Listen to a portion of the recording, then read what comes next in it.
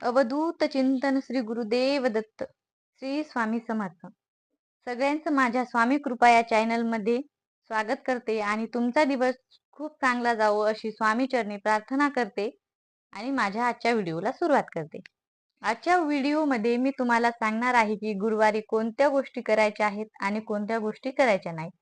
तर उद्या आहे गुरुवार, तर मी तुम्हाला सर्व माहिती या व्हिडिओमध्ये सांगणार आहे.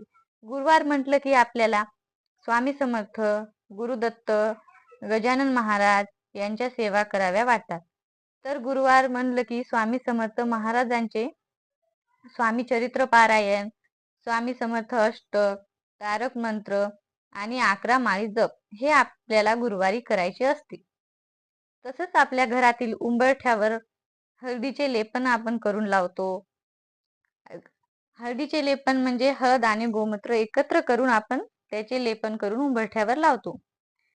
उंबरठ्यावर दोन्ही बाजूला स्वास्तिक काढली जाते. त्याला हळदी कुंकू वाहायचे. त्याला शुद्ध तुपाचा दिवा लावायचा व पिवळी फुले वाहायची. तर पिवळी फुले वाहावी कारण स्वामींचा पिवळा कलर हा खूप आवडीचा कलर आहे. म्हणून स्वामींना नेहमी पिवळी फुलेच वाहायची. त्याचबरोबर अगरबत्ती उंबरठ्यावर लावायची. अशी सेवा ही गुरुवारी बरेच जण करतात. त्यामुळे स्वामीची त्यांना प्रचिती जाणवते, त्यांना स्वामीचा अनुभव जाणवतो. तसेच त्या दिवशी आपण गाईला नैवेद्यही दाखवत असतो. गुरुवारी 1 किंवा 21 अध्याय हे एकाच बैठकीत वाचायला हवेत. तसेच त्याचं फळ हे नेहमी मिळते. स्वामी केंद्रात आपल्याला सांगितले जाते की गुरुवारी हे पारायण करत असताना घरात ज्यांना स्वामी महाराजांचा अनुभव आलेला आहे त्यांच्या घरात स्वामीचे मंत्र, नामस्मरण आपल्याला ऐकायला भेटते.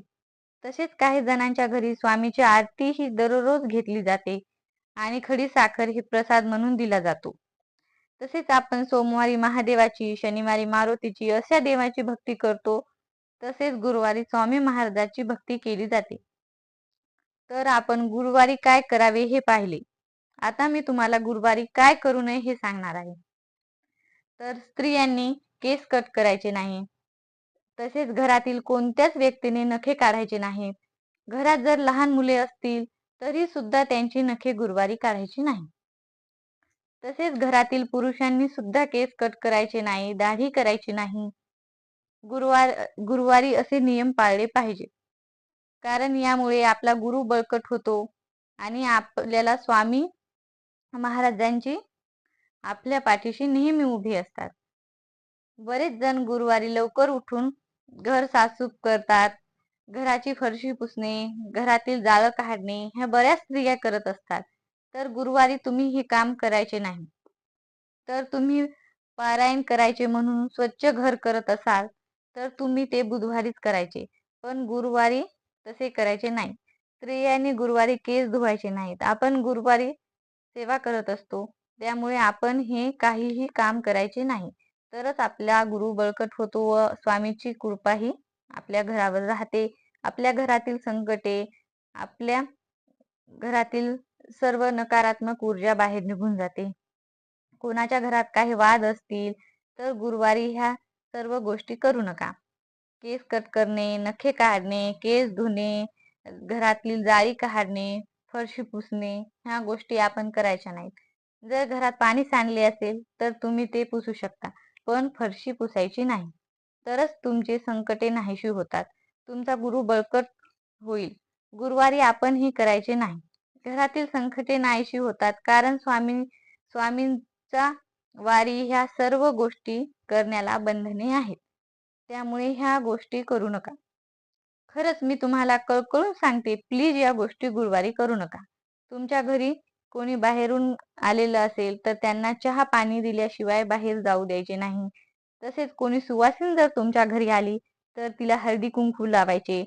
घरात जर कोणी काही मागत असेल तर त्यांना नाही म्हणायचे, नाही त्यांना द्यायचे. गुरुवारी तुम्ही पिवळ्या रंगाच्या गोष्टीचा वापर जास्त करायचा.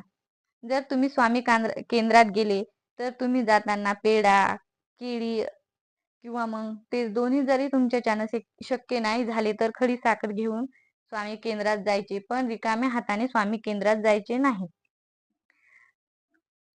तर इथेच मी माझा व्हिडिओ संपवते. व्हिडिओ जर आवडला असेल तर शेअर करा, सबस्क्राईब करा, लाईक करायला विसरू नका. श्री स्वामी समर्थ.